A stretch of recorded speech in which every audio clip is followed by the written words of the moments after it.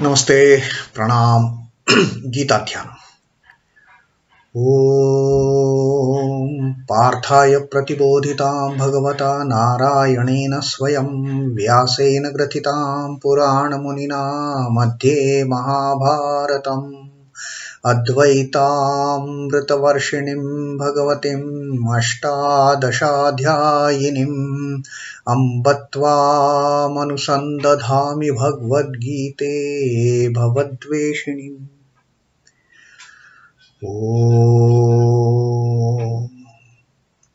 Bhagavad Gita, with which Lord Narayana himself gave enlightenment to Arjuna. The ancient sage Vyasa included it in the Mahabharata. O Goddess, showerer of the nectar-like knowledge of non-dualism contained in your 18 chapters. O my affectionate mother, the destroyer of rebirth, I meditate upon thee. Krishna Vandana.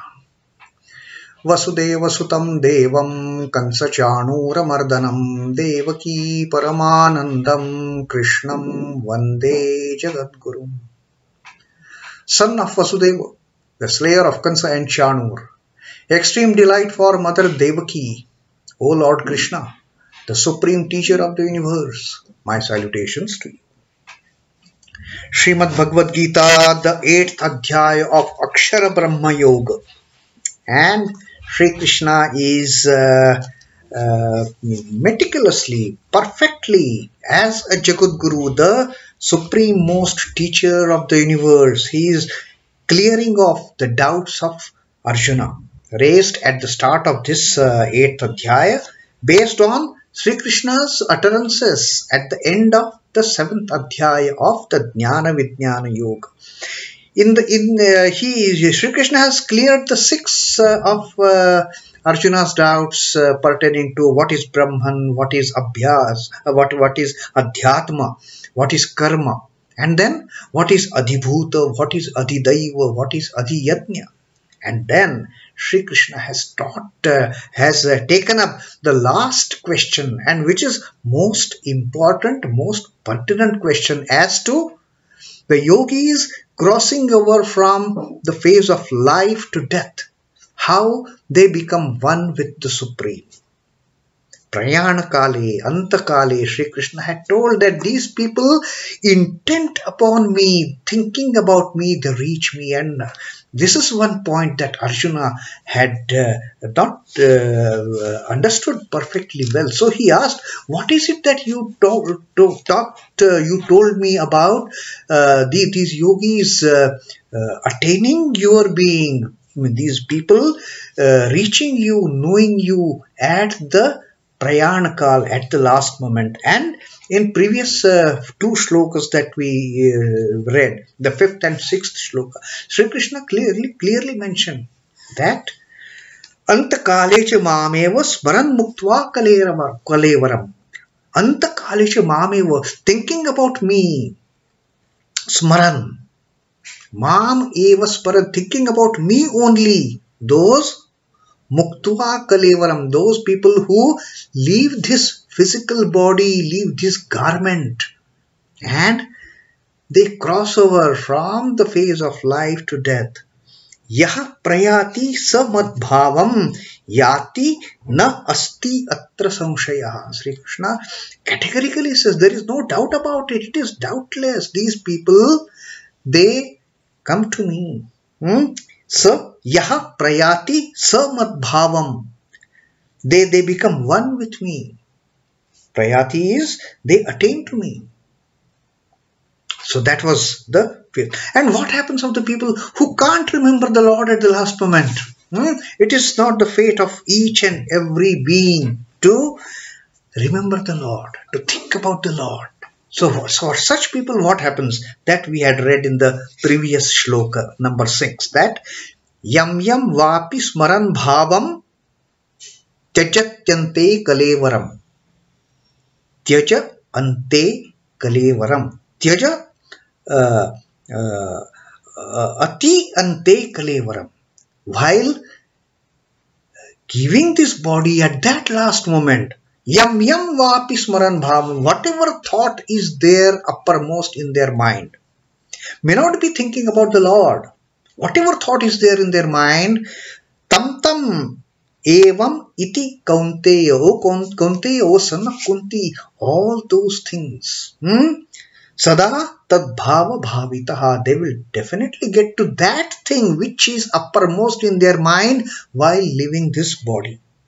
Tyajatyante kalevaram, while at the last moment, while leaving this body, whatever is uppermost in their mind, maybe a thought, maybe a desire for something, maybe a lost opportunity in their life that they have been thinking about.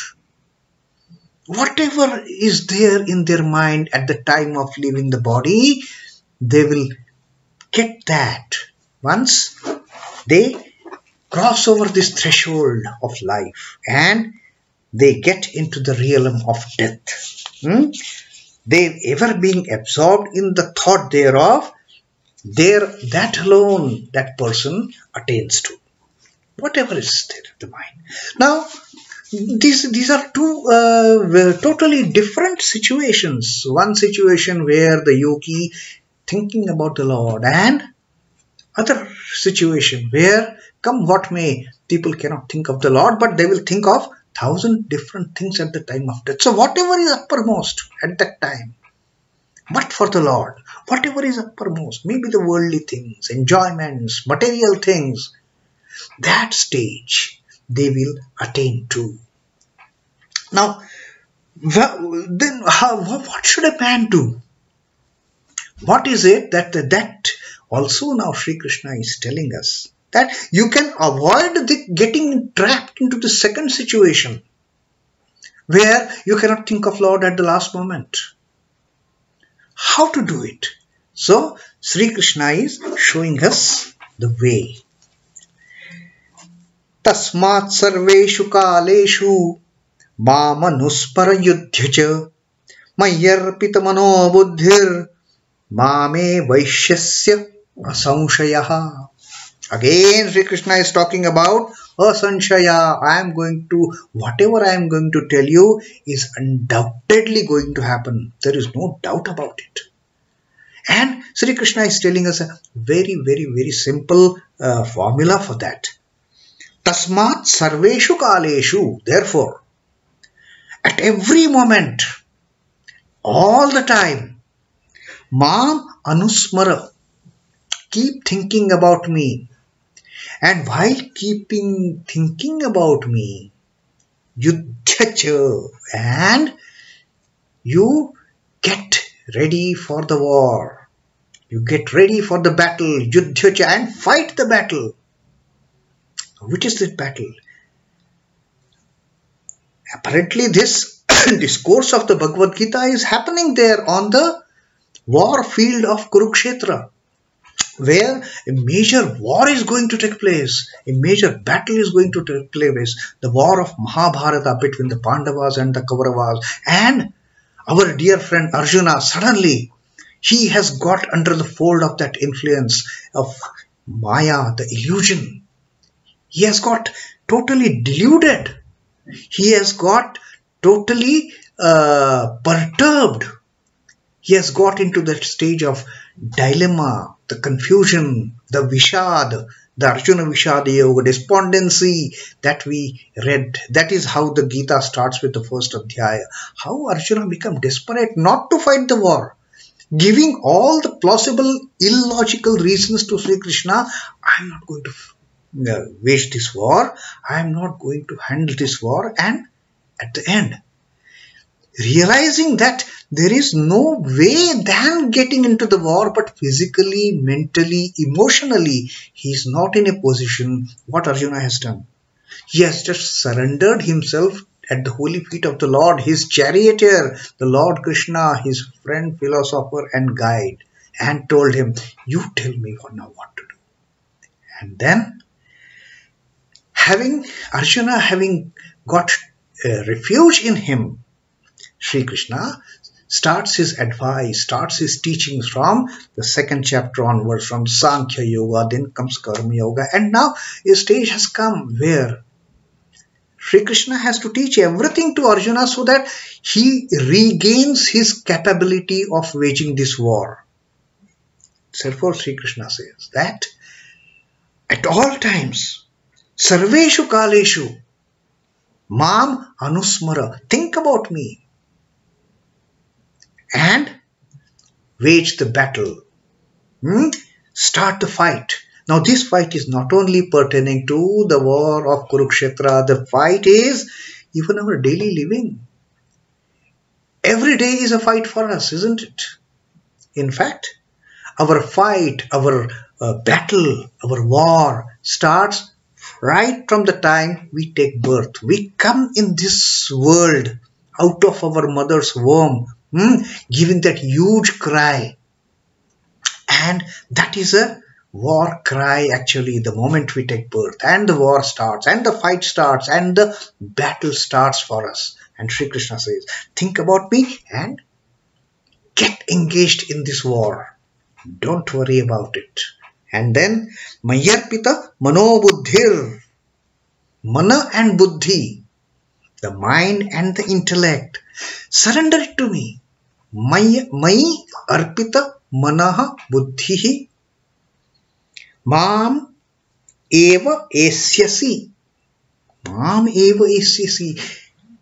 Surrendering your mind and intellect to me, offering your mind and intellect to me, you will reach me alone. Mam evaiṣhyasi. And this is for sure. Asamshayaha. There is no second opinion about it. There is no doubt about it. Such a wonderful formula, such a wonderful solution Sri Krishna has provided us. How not to get into those, the second stage that Sri Krishna had talked in the 6th adhyaya. That people may not think about me. Whatever thought is there at the moment of their death, that they will attend to when they leave this body. Till the time, and the cycle will continue. Till the time they get into that position, they get into that authority of just thinking about me at the last moment and getting away from this net of birth and death, getting freed from this tantrums of taking birth and dying and taking birth and dying. So Sri Krishna says, every moment think about me and continue your war, continue the battle, don't run away from it. Running away from the battle is not manliness. It doesn't befit you. You have taken a birth to become liberated, and the battle has started. Start the battle. So that was the beautiful answer provided by Sri Krishna. Therefore, at all times, think upon me only and fight. With mind and understanding set upon me, you will surely come to me. There is no doubt about it. Asamshayaha. Time and again Sri Krishna is using these words. That there is no doubt, there is no doubt, there is no doubt. Have no confusion in your mind on that. You are going to reach me. You are going to attain me. The immediate duty of Arjuna is to wage the righteous war as it is his swadharma. Now we spoke about that Kurukshetra war. That is his first duty, first and foremost duty on the battlefield of Kurukshetra. To wage that righteous war and wipe out the evil, wipe out the wicked, wipe out the wrongdoers from the face of this earth. Establish the dharma, establish the righteousness. And therefore Sri Krishna tells him, he commands him to fight. But this is not the only fight that Sri Krishna is telling. Sri Krishna is referring to everyday fight that we individual beings, we have to face in our lives.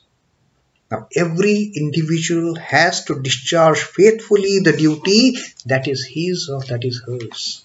That is fight, Sri Krishna says.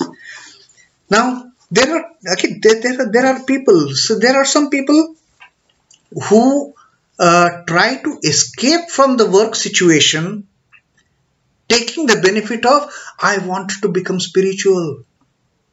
I want to attain the Lord, and therefore I am giving up the world. That is one type of escapism. Running away from the duties. running away from what you are supposed to do.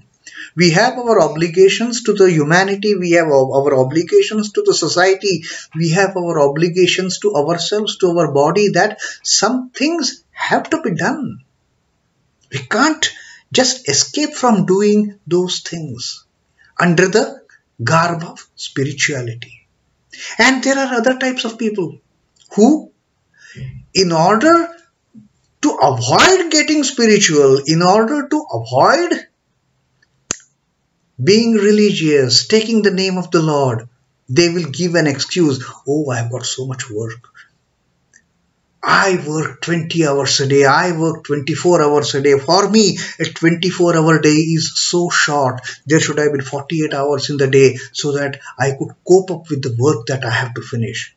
And that is the reason I don't get time to think about Lord. I don't get time to chant the name of the Lord. How can I do? I've got so much work. So that is another extreme of escapism. One is escaping the work, another one is escaping chanting the name of the Lord, thinking about the Lord, thinking about the Divine Mother. So there are these two types of people, and Sri Krishna says his teaching in this shloka, yudhya and fight, is to both types of people. Whether it is spirituality, that is also a yudhya, or whether it is day-to-day work life, that is also yudhya. Don't avoid it. Don't run away from it, Sri Krishna says. But constantly think about me. Remember me every time, every moment of the day. And do your duties fearlessly. Do your duties in a manly manner. Lord's message is to sanctify the entire life. Not just spiritual life or worldly life, but balance it. Balance it both, thinking about Lord all the time, performing the duties all the time. Whatever man does or thinks ought to be for the glory of the Maker. Whatever we do, consider, like in the Karma Yoga, Sri Krishna said that don't think your duty is less or small or this or that. Think it to be the Lord's work. Think it to be an opportunity given by me for you to do something. Consider it to be my work and do it. Drown in that work wholeheartedly. Perform it to all your ability, capability. Perform the duty. Don't run away from it. So that is, by this way, man's life gets perfectly enriched. And that is how, thinking about the Lord and performing the duty, the man reaches that perfect stage of balance. And that is how a person can also get rid of those pairs of opposites. Because on the one side, we have Lord in the mind, but my hands are working. So that balance has brought in. We are, in a way, we are getting rid of that pairs of opposites, our fear for attachment and our love for attachment and fear for aversion. So that is how Sri Krishna tells, the moment you start working with me in your mind and doing your work with your hands, you start treading the path of spirituality. You start coming closer to me. And that is one sure way of success, Sri Krishna says. There is no doubt about it. Now on this, Sri Ramakrishna has given a beautiful example. His examples are always so fitting to Sri Krishna's teachings with the Bhagavad, in the Bhagavad Gita. Sri Ramakrishna here gives an example of a singing mendicant. You know, those fakirs. They will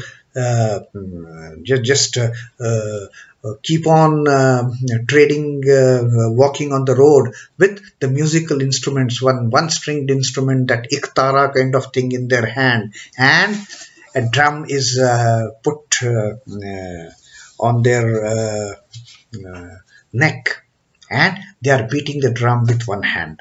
Now that is the example that Sri Ramakrishna is giving in this particular example. The singing mendicant on the street artfully plays on the stringed instrument with one hand, and with the other gracefully beats the drum fastened around his neck. That belt of the drum is the drum is fastened around his neck with that belt here, and he has got that stringed instrument in one hand. On the other hand, he has got that stick to beat the drum. Tang, tang, and here, ting, ting, ting, ting, ting. And both the hands he uses so in such a great symphony and harmony and rhythm, that music from the ektara and the beating of the drum and he's singing the song, all are in unison. All are so harmonious. All are in such a beautiful rhythm. These two items of music serve as accompaniments to his songs. He's singing using his mouth. With the right hand, he has got the instrument of the stringed instrument. The left hand is busy beating the drum. And everything is happening in unison in this manner. In this manner, like that mendicant, he is doing three things at a time. But they are in such a beautiful rhythm. It is not that his voice is singing some tune, his ektara is bringing some music, and his drum is beating to some other rhythm. It is not that. They are all three in beautiful unison. And Sri Ramakrishna says, in this manner, man ought to discharge his worldly duties carefully and at the same time be inclined Godward. Like all these three activities that he is doing, they may appear different, but they have got one commonality.